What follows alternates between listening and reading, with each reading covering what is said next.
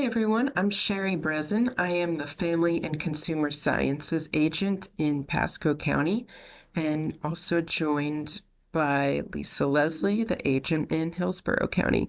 Thank you all for being here. I will be the moderator for this webinar, and Lisa Leslie will be the instructor.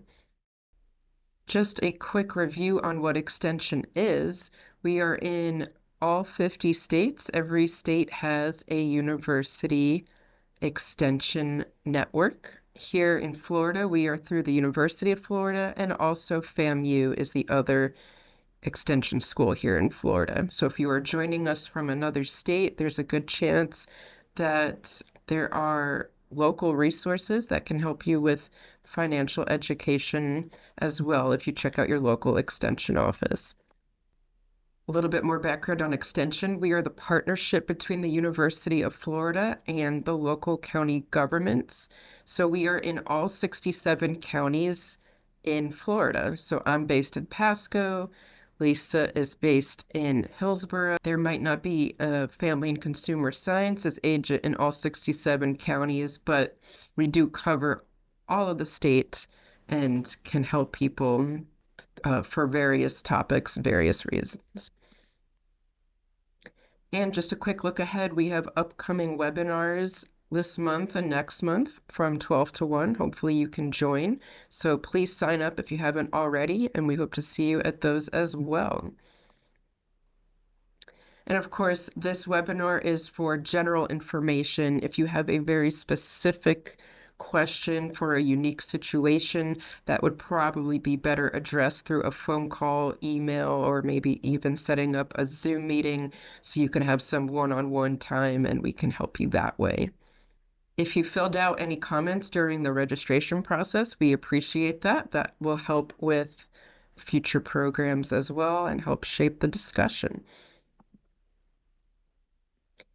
Again, I'm the moderator, so if you have any questions or comments, please feel free to reach out and put something in the chat.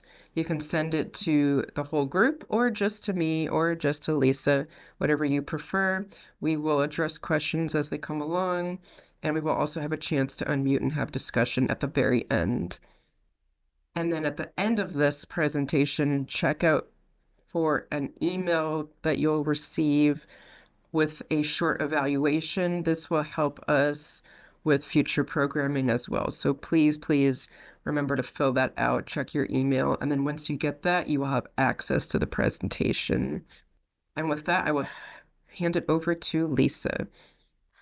All right, so welcome everyone. As you see, I'm looking this way. I'm going to go ahead and today we're going to talk about credit cards, best practices. We're going to talk about a cash and debt analysis, which is the first step to thinking about credit card debt, and options for eliminating credit card debt. And some things do it yourself, agency help, or legal options. And right now I'm going to go ahead and turn off my camera just so as not to distract myself. Okay, so what are your thoughts? What do you think are best practices for credit card use? Please share some thoughts in the chat, and what do you think if you're thinking about it? And here's a great graphic to just give us a minute so we can think about that. What do you think? Best practices. Anyone have some suggestions what you would tell a friend or someone? Oh, I see it on the chat. Yep, good suggestion.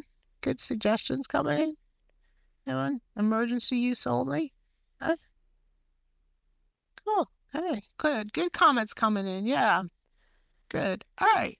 Definitely. So really good comments I see coming in the chat. So I put in some of my ideas. There's only 30%. I think that's what you're thinking about. Yeah, I would definitely agree. Keep utilization ratio to less than 30%. And this was news to me when I first started, well, a long time ago. Even if balances are paid in full, don't use more than 30%. And I've heard, and Sherry, you can chime in if you've heard different, like even 10% is pretty cool. And it gets easier as your credit limits increase.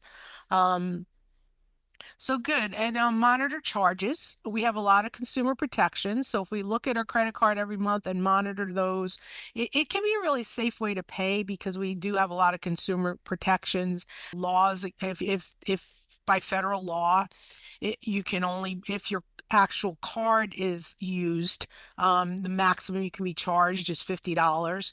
And if the number is hacked, you're not responsible if it's a fraudulent use. So, but the important thing is to monitor the charges. Oh, good, Teresa. Do not close off your credit card after it's paid off. So Teresa commented, do not close it. And we'll talk about that because that goes to utilization ratios. And then some other best practices as folks I think mentioned, pay balances in full each billing cycle, completely in full, and that'll save you a lot on interest. All right. So when we talked about credit card utilization, and that is a best practice, pay in full your balance and keep utilization to less than 30%. And just in case someone hasn't seen this before, for instance, if you have a current balance, $1,000, two credit cards showing $1,000 balance or $3,000 credit limit on the first one, second one, $3,000 current balance, $5,000 limit. So the total of the limit is $8,000, and 4,000 divided by 8,000, they have a total utilization ratio of 50%, which is a little bit high. It's best to keep your utilization, and that the key word there is utilize. How much you're utilizing, because that does show up on your credit report. Take a look. I think Equifax especially will show what the highest utilization ratio is. What have you highest amount utilized? You may not use that word, but how much is the most that Lisa has used? And I think now they just go back a certain amount of months, but they'll take notice. All right. So one thing to understand is what impact does using credit cards have on spending behavior? And someone I know mentioned just use it for emergencies, and it's good to know ourselves. How do we use it for emergencies? Do we use it for convenience? Does it help us overspend? And there's some links here on this slide about how, thinking about how credit cards affect our brain and how we think about credit card spending, because it can help us to overspend. Buy now, pay later. Think about the cost later. So we'll think about that tomorrow. And there is one of these articles talks about how swiping the card activates pleasure sites in the brain. I wonder if that may be depending on whose brain. I know whenever I'm a bit tight with money, so active swiping sometimes gives me a little pain, but so it can make pleasurable, like I'm getting something good. I don't know, and this article points to that, how spending, but it really can, if something facilitates us to overspend versus taking control, maybe we want to look and think about, are we maybe not, try to manage that. And if anybody has any comments on how do they manage their spending? How do you take control of your spending? Is how to take control. So we put us in control. And the idea is while we're going through this and we're thinking about our debt situation, we want to think about where do we want to be? Where are we today? And we'll talk about that. Where are we now? And where do we want to be? Cash and debt wise in 6 months, in a year, 5 years, 10 years, and think about that and how can we get there? So we want to think about that ideas. What do we want to look like? So we want to explore our current financial situation. So the first thing to do is to think about, where are we? What's our situation? Do a little cash flow analysis. What's going in, what's coming out? And we want to compare our income to our essential expenses and how much is left for debt repayment. I mean, that's the first step. No, regardless of what answer we go with, we really don't know where we can go unless we know where we are right now. And good. Thank you, Teresa. Yeah, good comment for keeping credit cards at home, if that can help facilitate control. But again, when we start here, we're going to start about where are we and how much is left for debt repayment. And then we're going to take a look at our debts, list all our consumer debts, the interest rates, the monthly payment amount, the balance, and the interest rates, because that'll give us an idea of maybe priority. And then other thing that will give us an idea of the priority is, what are the status of the debts? Is it paid as agreed? Are we doing just peachy? Paid as agreed is the cool thing to have on our credit report. and that is necessary to build a credit score? Or do we have some debts that are late? Maybe typically it was 30 days late. So starting at 30, they'll report it 30 days late. So a little pinch on our score, 60, a bigger pinch, and 90. And I ended with 90 there because a lot of times after 90, the creditors think we're going to send this to collections. So it's a little more serious. So the golden one we want is paid as agreed. Late's not so good. In collection is not so good. That means somebody is coming for the debt. And then they're settled. And we'll talk a little more about this as an option, but having paid as agreed or paid as agreed and paid in full is great. Paid and settled is gonna most likely be a bit of a ding on a score. But we'll talk about advantages and disadvantages to settle a debt. And then how old is the debt? Because the thing to think about is there are statute of limitations on debts. So at some point, they're no longer enforceable. I'm not an attorney, so I won't say it varies by state and type of debt. But if a debt is very, very old, they may no longer be enforceable. Hey, All right. Lisa, Yeah. sorry, can you go back a sec? Yeah. If you don't mind, can you just touch on a little bit with the paid as agreed?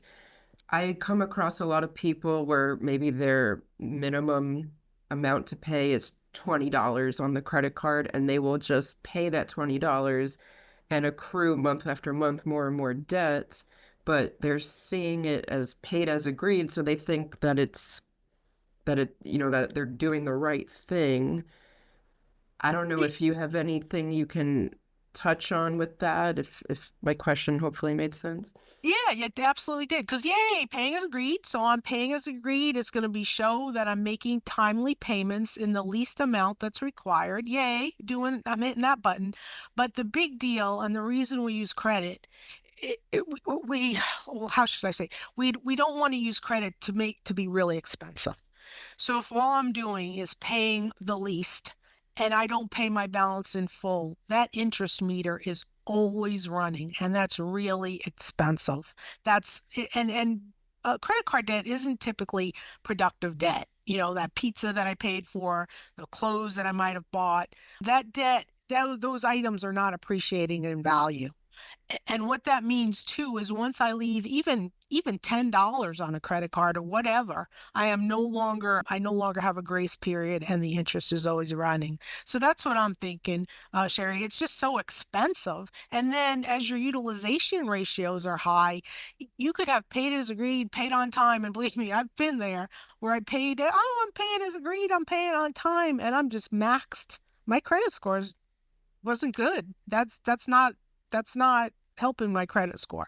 So that's what I'm thinking in that. What do you think, Sherry? Do you think that kind of covers it? Yeah. People get excited that when they see their credit report and it's showing paid as agreed, but they don't realize that their utilization ratio is, you know, well over 50% because they are accruing a balance and not paying it in full. So just wanted to clarify that people realize that even though it might say something that looks good on the credit report, it's, it comes down to the habits and the behaviors and the credit score will certainly reflect that. Yeah, it does. So ding, yay, got one. Now let's go for the utilization ratio on that, right? All right. So a plan of action, especially if it's a case like Sherry was saying, where I'm just paying as agreed. We wanna take a look and see if we can get control. And we're gonna talk about power pay here in a minute. And that whole idea was to get out of debt. And the idea with the plan of is DIY, is do it yourself feasible? Is that feasible?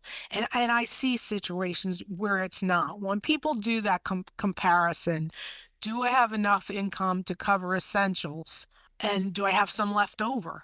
And if the answer to that is no, and there's no way to increase income or decrease my expenses for living, then DIY is probably not going to work. And so we're going to talk about a range of options. And again, I welcome the comments in there. I know some folks are professionals in this area as well. All right, so do it yourself. What I kind of labeled under do-it-yourself type options, PowerPay debt analysis. Has anyone ever heard of PowerPay? I know Sherry, you have. Has anyone else ever heard of PowerPay by Utah Extension? Anyone? Okay, no one has. All right, all right. I wonder if we have any extension folks on. All right. So Teresa, you have, great. Okay, Linda has, great. Okay. All right. And they've updated this software. So it's really happening. I've been aware of this software. It said 30 years. I've probably been aware of it for about 25 years, but they have continually updated it, and this last update looks really good. And then we're going to talk just a smidgen about transferring balance to lower interest credit cards, and I think somebody mentioned that, and then borrow from a retirement plan. And I labeled all of those under the DIY because this is the kind of stuff you can do yourself. All right, so let's talk about the PowerPay debt elimination tool. It was developed by Utah State University. It's comprehensive. It's free. There's no follow-up sales pitches. Like I said, I'm 25. Well, I remember this back when it was on CD. Now it's online. You sign up with an account. And here's the address. You could probably just Google it, but make sure it looks like this. It's Utah State University, the PowerPay. It's through Extension. Really wonderful program. So feel free, multitask, take a look at it now. And I have some examples. And I do want to say thank you to Melanie with Utah State. I don't know if she's here. I'm hoping maybe, and if you're interested, let me know on the evaluation that'll go out, because I'm hoping maybe she'll come and do a demo. We're going to go over a few slides quickly, but she was so nice. I was like, hey, am I going to violate anything if I show the website, if I show the stuff? And she was true Extension fashion. Absolutely not. Thank you for getting out the word. And here's some slides and here's some information that you can use. If I do that, maybe Sherry, can you put the link in the chat? Yes, let me do that right now. Thank you. All right. All right. So here is what you do. You'll go there where it says start now. You could just click on that. It'll bring you to where you sign up. You're going to have to answer some questions. But again, this is just information they use to track aggregated data. They don't collect your personal information to send you anything. They don't get in your business. And how many sites out there can you say you're going to sign up, you're going to use their product, and they're not going to pitch you? So PowerPay, you go to that site, you start now, and then enter debts, in your login so they're saved. And I'm going to have an example that Melanie, I used her example, just reran it so it's up to date for like, I think I did it yesterday or something. But so you enter your debts, and as you can see, they don't want to know your credit numbers or the exact names. You can say some credit card, another credit card, whatever credit card, nickname them. And here the example that she provided, and I just used that just to make sure it was running smooth and everything. You can use all kinds of debt. Today we're only talking about credit cards. We're only going to focus on that because there are unique features. A credit card debt is an unsecured type debt. So there are options with managing credit card debt that we're not going to have with secured type debts. But as you can see, you put it in, interest rate, the balance, the interest rate, the monthly payment, and that's the monthly minimum payment. And then it'll tell you how long it will take you to pay that off. And then there's other options if you click on those three dots. So we're not going to go through all of them, but you can put in different options. You can put in, if you're going to add an extra payment, talk about your emergency fund, which is really a critical thing. And it is a question. I didn't put it in this, but it often comes up. If I have a lot of debt and I'm trying to pay that off, should I do that, or should I have an emergency fund also? And it is kind of important to have an emergency fund, a bit of one. You want to get rid of those high interest rates, and goodness gracious, they're crazy high right now. But it's good to have an emergency fund, so that's the thing to tap then instead of the credit cards while you're working to pay them off. All right. So then in this example here, all these different debts ranging from the $500 another credit card to the $10,000 Honda, if that person just goes along and makes the minimum payments, it'll take them 9 years and 1 month to pay off, and they'll pay a total of interest of $14,881. And it does the calc for you. And then you can do a payment calendar. and then it'll show different options. What if I just do, without power payments, if I just do the minimums, excuse me, I may have misspoke. So without power payments, just the minimums. And then what if I tackle lowest balance? What if I do short term first, calculate in the order I entered it, or work on high interest?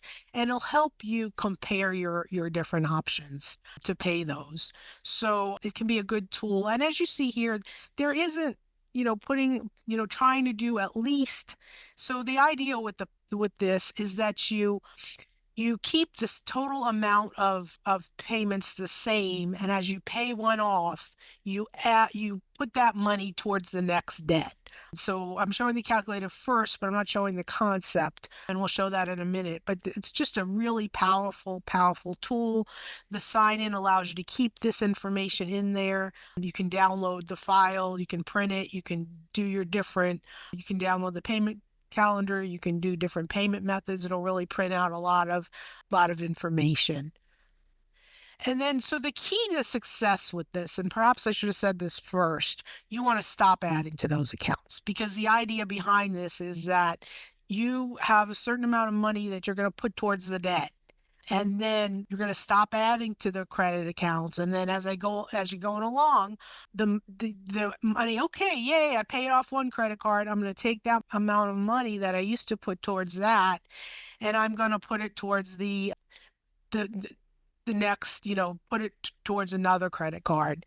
And then you're going to continue along. So the idea, and Dean Miner is the one who started this whole thing. The idea was to help people just using minimums, see how long it would take them to get out of debt. Sounds pretty good. The advantage with PowerPay is that you can take control. And as you're paying down debts, you're going to boost your credit score, and you avoid costs of paying an agency or attorney. So it puts you in the driver's seat, and it can take a while, but in the long run, it's very, very nice. And I can attest to this myself.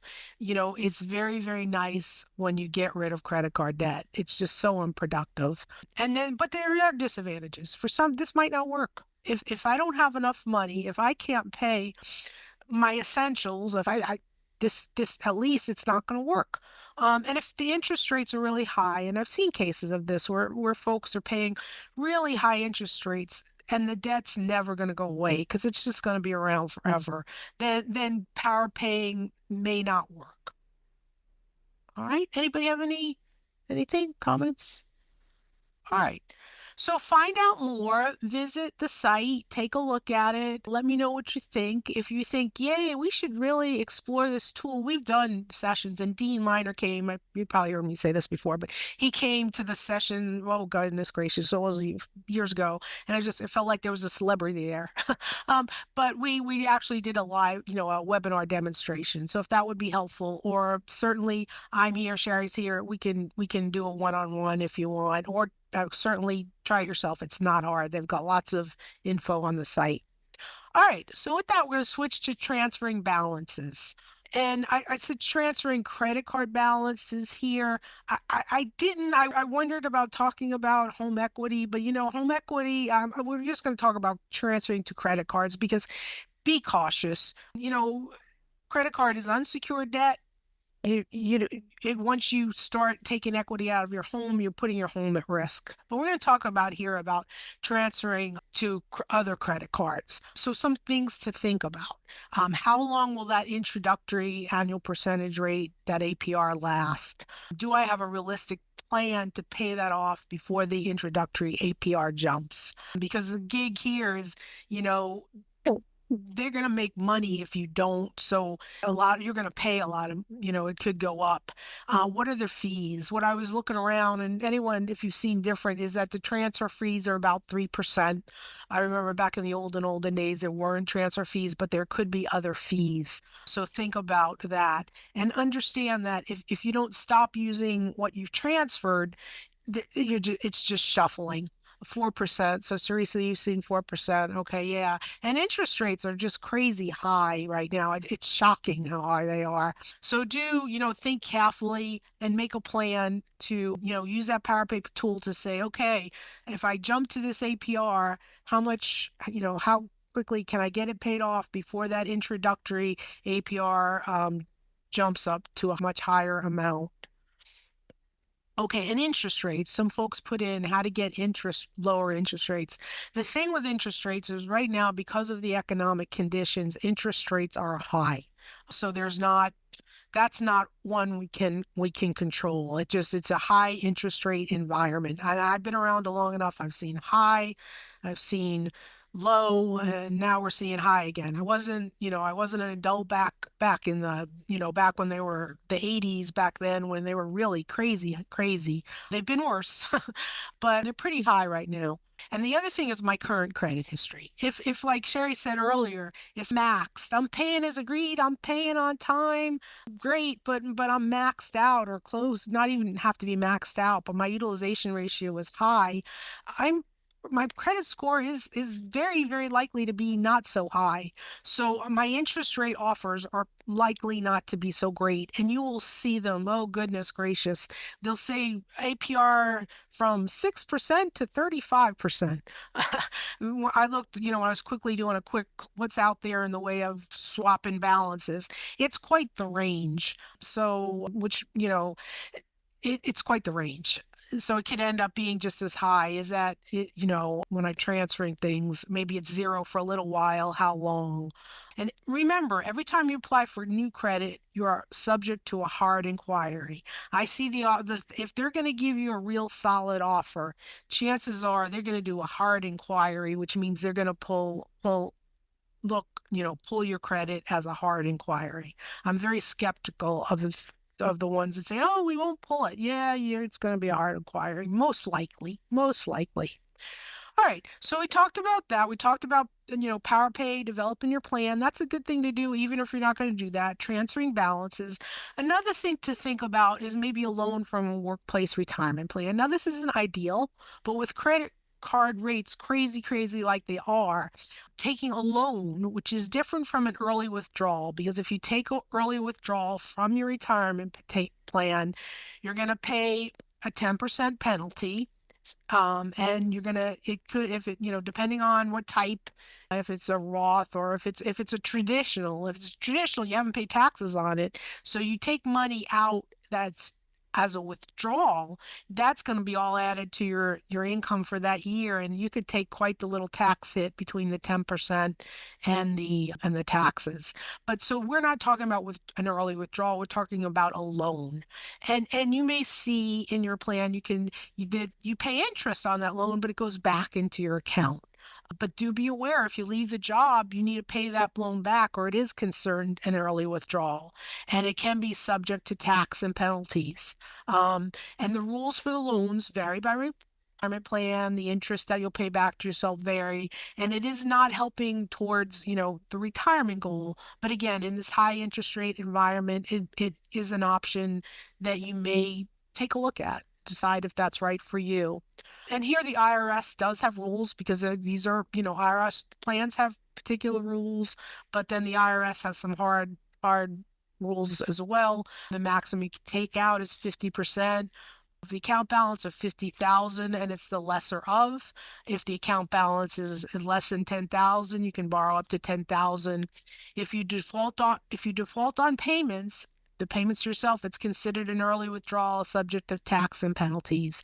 And there'll be a link here if you get the slide set, when you complete the evaluation, that has some additional information. I didn't put it in the slide set, but Secure 2.0 did allow for emergency, taking emergency money for $1,000 out of retirement plans, workplace plans, for $1,000. You self-certify. You just say what the emergency is. It doesn't have to be life-ending emergency. And the penalty is waived for the $1,000. This is a withdrawal. And so, but if anybody has questions, let me know. It's a new Secure 2.0 rule. And I see somebody put a chat in the comment. I don't know. Did you see a comment? Sherry, I don't know. Yes, I saw it. Yes. Okay, and maybe we can address it in a bit. Okay, sure. I don't know. What do you recommend? Because I just saw it come up and then it's gone. Well, the question was, she said she has her credit score is above 700, and then she had surgery and wanted to close the cards. She said I have except maybe my initial credit card from years ago to start credit and 2 other credit cards. How bad will this impact my credit score? Initially, I was thinking just keep them with no balance, but I'd rather pay it all off and close them. And here's a thing that, because that's the thing, I would recommend not closing them until I zeroed them out. Because if not, you're gonna, it goes to your utilization ratio. So I always recommend to folks, pay it, just leave it, and, if you can, and then pay it off and then close it. So I don't know if that addresses it. We can come back to that later on. Um, and feel free to just direct message us. Maybe that's what happened. All right, because all of a sudden it was there and then gone. But anyway, okay. So that's with the loan retirement plan loans. And that is a good point though. Again, if you're going to pay off a credit card balance, don't close it until it's at zero, unless there's some really good reason not to, because that will affect your utilization ratio. All right, so next thing I want to talk about is a debt management plan. Now, a debt management plan is typically through a credit counseling agency, typically through a nonprofit. If it's not a nonprofit, I'd be kind of careful. Be careful with any agency. Be careful with educational agencies. The agency may be able to negotiate waiver of interest rates. Well, not goodness, I'm sorry, there's a typo there. It should be waiver, not a waiver of interest rates, and maybe I need to correct that. It may be able to negotiate lower interest rates, because I doubt they're going to get rid of totally your interest rates, but it might be able to negotiate lower interest rates. It depends on which companies do that. They may know which companies do and don't. Then you consolidate the debts, all the debts included in one plan. And what I mean by that is that the agency has negotiated an amount, talk about how much you're going to pay. It's one amount that you pay monthly to the agency. And I don't know if we have any folks. I know when I did this back in 23, this webinar, we had some folks from agencies that had debt management plans. Anybody? Well, okay. All right. So you send a monthly plan. So the accounts in the plan may need to be closed. I've heard from folks, they say they let you keep anything in the plan might have to be closed. So this is, as we talked about, the debt utilizations ratio is going to increase until the debts are paid down or paid off. And then there could be setup fees and or monthly maintenance fees, setup fees. And a lot of times, the agency is going to go through work to get this done. They're going to have to pay their staff. And then there may be monthly maintenance fees that are paid to the agencies. Again, if they're nonprofits, they may have sliding scales for folks or things like that. So just be aware of these things. So, and if you're working with a credit counselor, does a counselor take a thorough look at my financial situation? If really, and I know it took me a while to really understand this, because as I do financial counseling, the more a person tells me, the better I can help them. If I really want to help them, I want to, what's going on? What's your cash flow? What the income? What are expenses? What are your goals? What's your, time frame for staying in the workforce? And you really want to think about all of it. If all they ask you about your debts, they haven't taken, or a couple debts, they haven't taken a real look. What's the total cost to pay off debts? That should be easily be able to calculate. Everything's in the plan. How long until the payoff date? How will you monitor accounts? Because the accounts still, if a credit counseling agency is helping me, they're still mine. I need to be able to keep an eye on those debts. So some things to think about. I don't know if anyone has some other suggestions of things to think about, but just some things to consider. So some advantages and disadvantages: may be able to reduce interest rates and fees, may be able to consolidate many debts into one. So, one amount that you pay instead of, 5 credit cards, maybe it's just one payment. If successful in the long term, the credit score is likely to rise. The disadvantages, again, it does require the closing of credit accounts. In the short term, the credit score may be impacted. But understand, if I'm walking around with a ton of debt, even if I'm paying as agreed, the likely my credit score ain't doing happy things anyway. And I may have to pay a fee to the credit counseling agency. And again, a lot of these folks are nonprofits, so ask about sliding scale and things like that. All right, so that managed it. Anyone have any comments about debt management plans? I don't Sure. see anything in the comments. Okay. All righty. All right, so debt settlement. All right. So this again, and we've kind of progressed. I remember a credit counselor that I used to partner with talked about it, how, we started with the side effects, the least amount of side effects. It's kind of like a prescription medicine. Sometimes you have to take a prescription and there's side effects, the least to the more, but you want to get, if you want to get rid of the debt. So debt settlement is something that I think comes with a bit more side effects than debt management if I'm successful. And that's the thing. If I'm not successful with debt management plan, it's just going to be the same. But debt settlement. The idea here is to pay less than I owe. So I'm going to settle that for less than is owed. I can try to do this myself. I can see if they will accept an offer. I can hire a consumer attorney or company to assist. I mean, ideally, I would want an attorney. Maybe the company has an attorney, but do they look over everything?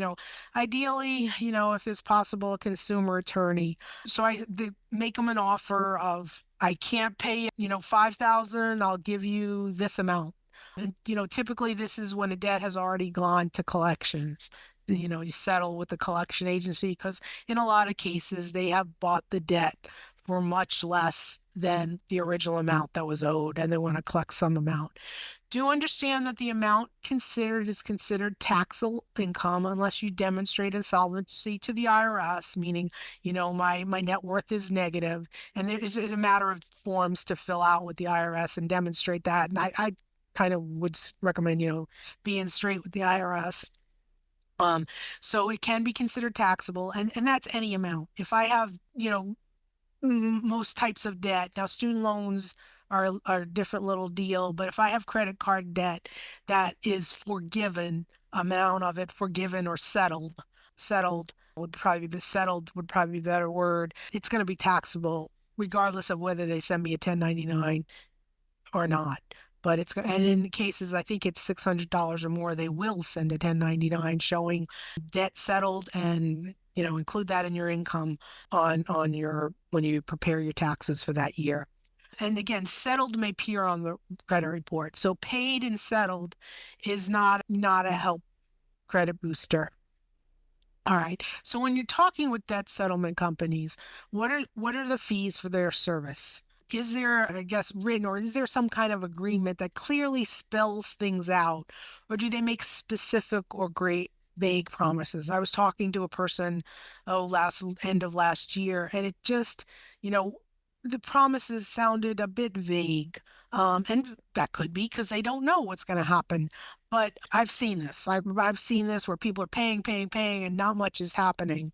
So does it sound too good to be true? So just be very cautious. There are situations where this can get rid of debt. So again, on the advantages, it could be you settle for the amount less than owed. It could be a way to get out of it. But do understand that the settled debt could be considered taxable income, and that settled can have a negative impact on score. Now, my credit score is not, it's not my status symbol. It's my thing I use, my tool to get access to credit on good terms. So, a credit score is important. It can be very helpful, but we need to think about, the big picture of what will help our overall financial situation. And there's some more, the National Foundation for Credit Counseling. They've got some information there about debt management plans and lots of other articles. I did take something from the Experian website, is Debt Management Plan right for you? And then the Consumer Financial Protection Bureau has articles comparing all of them. So, think about it, what works. I didn't really mention credit repair because, nobody can really get in there with a hammer and nails and just fix a credit, repair credit. Be really cautious of those kind of offers. All right, now another option for someone who just can't get out from under debt may be bankruptcy. Because the situation is this: if I look at my situation and I see it's going to be 25 years, I am never going to pay this off, there may be instances where bankruptcy can help. It is a legal procedure. There are different types of bankruptcy. A Chapter 7, which is, we think about, a liquidation of all non-exempt assets and the proceeds are distributed to the creditors. Chapter 13 bankruptcy is repayment plan to pay off debts. And when I went to this source site, overview of bankruptcy charges, because from the Department of Justice, it is a federal procedure. They listed the Chapter 13. They also referred to it as wage earner bankruptcy, because then, depending on our wages and our situation, we may have to go to the repayment plan option. But again, these are legal procedures. This is legal thing, as is debt settlement, really. So it's a good idea to consult an attorney. I say potential advantages, potential disadvantages, because I am not an attorney, and I would talk to an attorney. But the idea with bankruptcy, debt is discharged. It offers a fresh start. It's not considered taxable income. It's discharged, but do consult an attorney. The disadvantages, and I bring up bankruptcy because it may not help with things like federal student loan, but an unsecured debt like a credit card debt, it has a potential to help with that. It is a complicated legal procedure. I've talked to folks who've been through it. It's a bit. It does negatively impact credit score, but that's not forever and ever and ever. It can get better, as it can with most things. Over time, a person can build back up a score, but again, do consult an attorney. And some policies, it is a federal procedure. Bankruptcy is in a federal court, but some policies vary by state. Maybe in Florida, we may have different things for exemptions than in other states. So, if I was going to work with an attorney, I'd want an attorney who knew that state's laws. Here's some links to the bankruptcy courts. They have information. And then the United States Court, Middle District of Florida, has some really guides, videos, some really good information. Excuse me. And there are some legal resources here, the floridacourts.gov. Look under resources for legal aid. A lot of that does depend on income level. Tampa Bay Legal Services for low-income folks, but there is a great bit of need for that. And but they do, I think 60 and over, they may not be services may not be based on income. Excuse me, I am kind of running out of voice here. I've probably been talking too loud.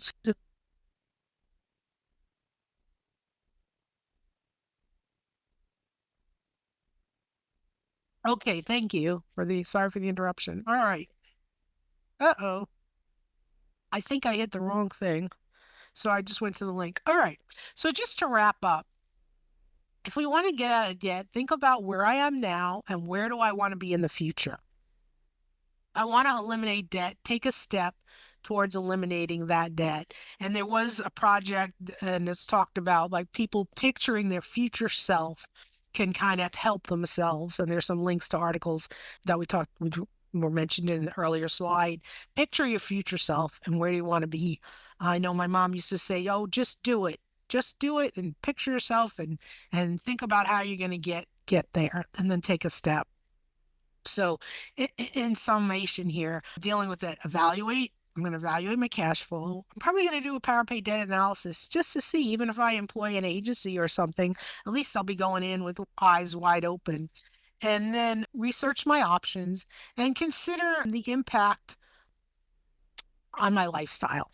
what is my life going to look like? Because that's the thing, you've heard the cliche, this is not a dress rehearsal. What does my day to day look like? What is my future going to look like? I want to live day to day because that's what I've got in my hand right now. But I also want to plan a little bit for the future.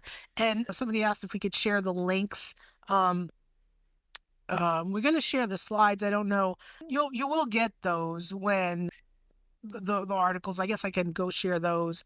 I kind of do want people to complete the evaluations, but yeah, we can put those in the chat. Oh, okay, thanks. Sherry did that. Great. Way ahead of me. Okay, great. All right, so that's about it. Please do complete the evaluation, and you'll get instant download to the slides. I do that because we do need that feedback. So please take a minute, love the constructive criticism. But that's about all I have. I'm going to stop the recording now. And I also going to say thank you so much to Sherry because, at the last minute, I was like, please help me moderate this. And she just stepped right up and said yes. So thanks, Sherry. I appreciate that. All right. So I'm going to go ahead now and stop the recording. We can have discussion, or if not, we'll send you the eval. And thanks for coming.